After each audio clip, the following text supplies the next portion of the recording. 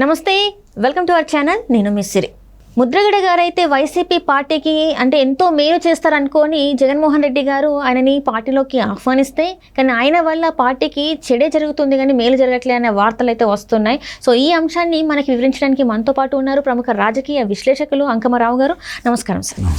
Sir, ఇప్పుడు చూస్తున్నట్టయితే ముద్రగడ పద్మనాభం గారి పేరు గత 4-5 రోజుల నుంచి వెళ్ళి బాగా వినిపిస్తుంది. ఎందుకంటే ఫస్ట్ ఆయన జనసేనలో ఉండాలి అనుకున్నారు, కాపు ఉద్యమకారుడుగా చాలా పేరు తెచ్చుకున్నారు, వయసులో కానీ ఆయన ఎక్స్పీరియన్స్ అన్నీ కూడా మాట్లాడుకుంటే, కానీ ఇప్పుడు ఆయన చేసే పనుల వల్ల వైసీపీకి చాలా నష్టం జరుగుతుందని చెప్పి జగన్మోహన్ రెడ్డి గారే అనుకుంటున్నారంటూ వార్తలు వస్తున్నాయి. ఇందులో మరి ఎంతవరకు వాస్తవం అంటారు?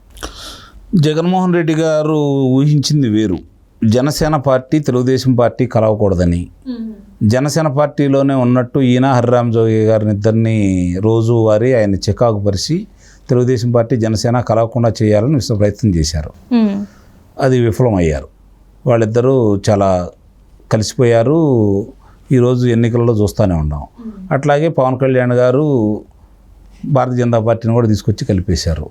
ఈ పరిణామాల్లో సీట్ల పంపకం విషయం కాడికి వచ్చేతలకి 21 స్థానాలు ఎందుకు తీసుకున్నావు, నీకేమైనా ముఖ్యమంత్రి పదవి ఇస్తానన్నాడా, ఇలా ఎందుకు తగ్గామని చెప్పి రోజుకు ఒక లేఖలు రాస్తూ పవన్ కళ్యాణ్ గారిని చేకాకు పరిచే కార్యక్రమం విజయవంతంగా నిర్వహించారు.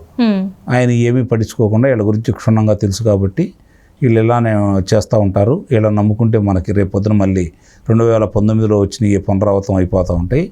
ఈ రాష్ట్రంలో 2024 కాకుండా 2029 నాటికి పార్టీని ఎలా తయారు చేసుకోవాలి, రాష్ట్రం అభివృద్ధి ఎలా చెందాలి, 10 సంవత్సరాల ప్రణాళిక ప్రకారం తెలుగుదేశం పార్టీతో కలిసి ప్రయాణం చేయాలని పవన్ కళ్యాణ్ గారు ఒక నిర్ణయానికి వచ్చారు. కాబట్టి వీళ్ళు ఎన్ని చెప్పినా కూడా పెడిచేమని పెట్టి ఆయన పని ఆయన చేసుకుంటూ వెళ్ళిపోతున్నాడు. ఈ క్రమంలో ముద్రగడ పద్మనాభం గారిని ఆ రోజు తుని సంఘటనకి ప్రయోగించారు. దానికి ఎవరెవరు వెనకమాలుండి మద్దతు తెలిపి ఆర్థిక సాయం చేశారో ఈరోజు ప్రపంచానికి తెలిసిపోయింది. ఎవరి ప్రమేయంతో జరిగింది కూడా తెలిసిపోయింది. బలిపశువులను ఎవరు చేశారా అంటే వీళ్ళ మాటలన్న కాపు కులస్తుల్ని, యువకుల్ని. ఈరోజు వాళ్ళ తత్వం బోధపడింది. ఈయన అసలు రంగు బయటకు వచ్చేసింది. కాబట్టి ఇప్పుడు మళ్ళీ అది చాలదన్నట్టు పవన్ కళ్యాణ్ గారిని నేను ఓడిస్తాను, ఓడించకపోతే నేను పేరు మార్చుకుంటాను, రెడ్డిగా మార్చుకుంటాను అని చెప్పి ఆయన చెప్పటం నిజంగానే బాగా వాళ్ళలో ఇంకొంచెం కసి పెరిగింది. ఈయన ఇట్లా ఉండి ఇలా చేయటం ఏంటని చెప్పని. ఇప్పుడు వాళ్ళు ఏమనుకుంటున్నారంటే, అయ్యా పద్మనాభం గారు, మీరు తెలుగుదేశం ప్రభుత్వం చంద్రబాబు నాయుడు గారు 5% ఎవరికైతే మామూలుగా అంటే రిజర్వేషన్ సంబంధం లేకుండా ఆర్థికంగా పై కులాల్లో ఉండి ఆర్థిక ఇబ్బందుల్లో ఉండే వాళ్ళకి రిజర్వేషన్లో 10% ఇవ్వటం అయితే జరిగిందో, దాంట్లో కాపులకి 5% చంద్రబాబు నాయుడు గారు ఇచ్చు శాసనసభలో దాన్ని తీర్మానం చేసి కేంద్రానికి పంపించారు కదా. ఈయన వచ్చిన తర్వాత దాన్ని తొలగించాడు కదా, నేను ఇవ్వలేను అంటున్నాడు కదా. దాని మీద పోరాటం చేయకుండా చంద్రబాబు నాయుడు గారు ఇస్తానన్న చంద్రబాబు నాయుడు గారు ఇచ్చిన చంద్రబాబు నాయుడు గారికి మీరు ఎందుకు పోరాటం చేస్తున్నారని చెప్పని ఈరోజు ప్రజలు ప్రశ్నిస్తున్నారు. సొంత కూతురు కూడా ప్రశ్నిస్తుంది. సాధ్యం. అది కుటుంబాల్లో ఉన్నట్టు వైరుధ్యాలు ఈరోజు చాలామంది కుటుంబ సభ్యులు వ్యతిరేకిస్తూనే ఉన్నారు. చాలా విచిత్రంగా ఎలా ఉంది అంటే, ఇక్కడ ముద్రగడ గారి కుమార్తె, అంబటి రాంబాబు గారి అల్లుడు, అనకాపల్లి నాయుడు గారి కొడుకు, అలాగే బావమర్ది, తమ్ముడు, ఇంతమంది వ్యతిరేకిస్తూ ఉన్నారు అక్కడ. అలాగే దువ్వాడ శ్రీనివాసరావు గారి సతీమణి వాణి గారు బయటకు వచ్చేసారు. ఆమె మాట్లాడుతూనే ఉంది. మరి మా అన్న విషయంలో మీరు ఓటేయొద్దు అని చెప్పని షర్మిల గారు, సునీత గారు. ఇది చాలా విచిత్రమైన పార్టీ కనపడుతుంది. ఇప్పుడు వాళ్ళ కుటుంబ సభ్యులు వాళ్ళు వచ్చేసి రోడ్డు మీదకి వచ్చేసి, అంటే గతంలో వీళ్ళందరూ చాలా సపోర్ట్ చేసినట్టే కదా సార్, అంటే చూసినట్టే. కానీ ఈసారి ఎందుకు ఈ ఎలక్షన్స్ వచ్చేసరికి కుటుంబ సభ్యులు ఎంత కింద రివర్స్ అయిపోయారు అంటే వాళ్ళ మీద ఉన్న అభిప్రాయం, వాళ్ళు చేసిన పనులు, వాళ్ళు అధికారం వచ్చిన తర్వాత వాళ్ళు చేసిన నిర్వాహకం, వీటి మీదే వ్యతిరేకిస్తున్నారు. వాళ్ళ వ్యక్తిత్వాలు ఇవన్నీ కూడా వాళ్ళకి శరాఘాతంలో తగులుతూ ఉన్నాయి. వాళ్ళ అంటే ఏదైనా కూడా అంటే ఇంట్లో వాళ్ళు అంటే ఇంటే గెలిచి రచ్చగెలవాలి అన్న మాటలాగా ఇప్పుడు వీళ్ళందరూ ఇంట్లో వాళ్ళే వీళ్ళకి వ్యతిరేకత అయిపోయారు. కాబట్టి ప్రజలు నమ్మే అవకాశం ఉందంటారు కదా సార్. వాళ్ళు ఏమనుకుంటున్నారంటే, జగన్మోహన్ రెడ్డి గారు ఏది చేస్తే అది ప్రజలు నమ్ముతారు, మాకే ఓట్లు వేస్తారనే భ్రమలో వాళ్ళు ఇంకా అలానే ఉన్నారు. ఇప్పుడు కూడా అట్లానే ఉన్నారు. కాబట్టి ఆయన మేము గెలుస్తామని చెప్పని, అంటే ఈ 2-3 రోజుల నుంచి ఆయన మాటల్లో స్వరంలో తేడాలు వస్తున్నాయి. ఎక్కడో భయం అనేది కనపడతా ఉంది. ఓడిపోతున్నారని వాళ్ళకు నిర్ధారణకు వచ్చారు. కాబట్టి ఈ కూడా బాగా వ్యతిరేకంగానే ఈరోజు వాళ్ళకి కుటుంబ పరంగానే కాకుండా ముద్రగడ గారి వల్ల వాళ్ళకేదో మేలు జరిగిద్ది, కాపు కులస్తులందరూ ఎంతో కొంత చీలిక తీసుకొస్తాడు అని భావించారు. కానీ వాళ్ళు ఈరోజు ఏ విధంగా ఉన్నారు అంటే రాష్ట్రం గురించి ఆలోచిస్తున్నారే తప్ప వ్యక్తుల గురించి ఆలోచించే పరిస్థితి లేరు.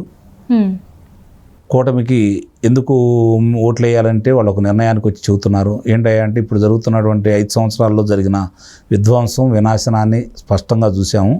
అలాగే దాడుల్ని, దోపిడీలను చూసాం. కాబట్టి మేమన్నా ప్రశాంతంగా ఉండాలి, రాష్ట్రం బాగుండాలి, మా పిల్లల భవిష్యత్తు బాగుండాలి అని అనుకుంటే నిస్సందేహంగా ఇప్పుడున్న ప్రభుత్వాన్ని ఇంటికి పంపించాలనే నిర్ణయానికి వాళ్ళు వచ్చారు. కాబట్టి ముద్రగడ గారు చెప్పినా లేకపోతే ఎర్రామయ్య గారు చెప్పినా వాళ్ళు వినే పరిస్థితుల్లో లేరు. కాబట్టి ఈరోజు ముద్రగడ గారు వాళ్ళకే భారం అయ్యారని చెప్పని ఆ పార్టీ వాళ్ళే అనుకుంటా ఉన్నారు. అండ్ ఇప్పుడు ఇలా అలానే చూసుకున్నట్టయితే రేపు జగన్మోహన్ రెడ్డి గారి షో అంటే రోడ్ షో లేదు కాబట్టి మన పవన్ కళ్యాణ్ గారికి అనుమతి ఇచ్చినట్టు వారి సభకు కూడా అనుమతి ఇచ్చారు. ఇంతకుముందు పర్మిషన్ అడుగుతానేమో ఏదో ఒక సాకు చెప్పేసి వాయిదా వేస్తూ వచ్చారు. కానీ రేపు జగన్మోహన్ రెడ్డి గారి షో ఏదైతే ఉందో అది క్యాన్సిల్ అయింది కాబట్టి ఈరోజు పవన్ కళ్యాణ్ గారికి ఇచ్చారన్న వార్తలు కూడా ఈసీ ఇచ్చిందని చెప్పేసి వార్తలు వస్తున్నాయి. మరి ఇందులో ఎంతవరకు వాస్తవం ఉంది సార్? అంటే ఆయన ముందు నిన్న ఉదయమే ఇలా అర్జీ పెట్టుకున్నారు. కానీ అది టెక్నికల్ ప్రాబ్లంలో ఉందని చెప్పని ఆన్లైన్లో ఎక్కించకుండా ఆలస్యం చేసి సాయంత్రానికి చెప్పారు వాళ్ళు. మళ్ళీ తర్వాత ఇప్పుడు ముఖ్యమంత్రి గారి సభ క్యాన్సిల్ అయింది కాబట్టి అనుమతిస్తున్నారు. అది కనుకుంటే ఇచ్చుండేవాళ్ళు కాదు. అంటే అధికారులు ఇంకా మా జగన్మోహన్ రెడ్డి గారికి సపోర్ట్ గా చేస్తున్నారు అంటారా? మరి ఇన్ని బదిలీలు జరుగుతున్నాయి కదా, అయినా కూడా ఎందుకు ఈసీ ఇంకా జగన్మోహన్ రెడ్డి గారికి సపోర్ట్? 3 అంచెల భద్రత ఏర్పాటు చేసుకున్నాడు ఆయన అధికారుల్లో. ఒకళ్ళు తొలగించిన రెండో వాళ్ళు వచ్చిన వాళ్ళు కూడా ఆయనకు అనుకూలంగా ఉండేటట్టే చేసుకున్నాడు. ఇప్పుడు కింద స్థాయి అధికారులు ఇప్పుడు చూసాం మొన్న మామూలుగా సింబల్ గుర్తులో కూడా. అవును సార్, గాజు గ్లాసు గుర్తు. కాబట్టి ఇవన్నీ కూడా ఆయన ముందుగానే అనుకుని ప్రణాళికబద్ధంగా చేసుకుంటున్నాడు. కానీ ప్రజలు స్పష్టతకు వచ్చారు, వాళ్ళు ఒక నిర్ణయానికి వచ్చారు. కాబట్టి అది చాలా బలంగా ఉందని అయితే నేను భావిస్తున్నాను. అంటే ఇప్పుడు పిఠాపురం ఏదైతే అక్కడ పార్టిసిపేట్ చేస్తున్నారో పవన్ కళ్యాణ్ గారు, జగన్మోహన్ రెడ్డి గారు పవన్ కళ్యాణ్ గారిని ఎట్లయినా ఓడించాలి, ఎట్టి పరిస్థితులలో ఓడించాలి, ఈసారి మాత్రం చట్టసభలకి పవన్ కళ్యాణ్ గారు వెళ్ళొద్దని చెప్పేసి ఆయన కంకణం కట్టుకున్నట్టు కూడా వార్తలు వినిపిస్తున్నాయి. మరి నిజంగా అయ్యే అవకాశం కనిపిస్తున్నట్టు అనుకోవచ్చు? మరి ఎన్నికలప్పుడు వంగగీత గారిని అక్కడ ప్రకటించినప్పుడు 30-40 వేలతోటి బయటపడతాడు పవన్ కళ్యాణ్ గారు, గెలుస్తారనుకున్నారు. ఈరోజు పరిస్థితి 50 వేల నుంచి 1,00,000 పైన ఆదికి వచ్చేలాగా కనపడతా ఉంది. వీళ్ళు చేసే ప్రతి చర్యకి ఆయన ఇంకా బలంగా పెరుగుతున్నారు అంటారు. ఆయనకు మద్దతు విపరీతంగా పెరుగుతూ ఉంది. ఇప్పుడు ఏ రకంగా చూసినా జగన్మోహన్ రెడ్డి గారికి ఎక్కడి నుంచైనా ఏ నియోజకవర్గం నుంచైనా గడ్డు కాలమే అంటారా? నిస్సందేహంగా అధికార మార్పిడి అనేది స్పష్టం, అందుట్లో ఎలాంటి సందేహం కూడా ఏం లేదు. ఆయన చాలా అంటే చేతులారా ఆయన చేసుకున్నాడే తప్ప ఇక ఎవరి ఘనత కాదు ఇది. ఆయన వైఫల్యం, పరిపాలనా వైఫల్యం, ఆయన చూపినటువంటి కక్షపూరితటువంటి చర్యలు, మరి అభివృద్ధి గురించి ఆలోచించకుండా ఓట్ల గురించి మాత్రమే ఆలోచిస్తూ ప్రశ్నించిన వాడి మీద దౌర్జన్యం, దాష్టికం చేయటమే ఈరోజు ఆయన ఈ పరిస్థితికి కారణం అని అయితే నేను నమ్ముతున్నాను. Right sir, right. Thank you so much sir.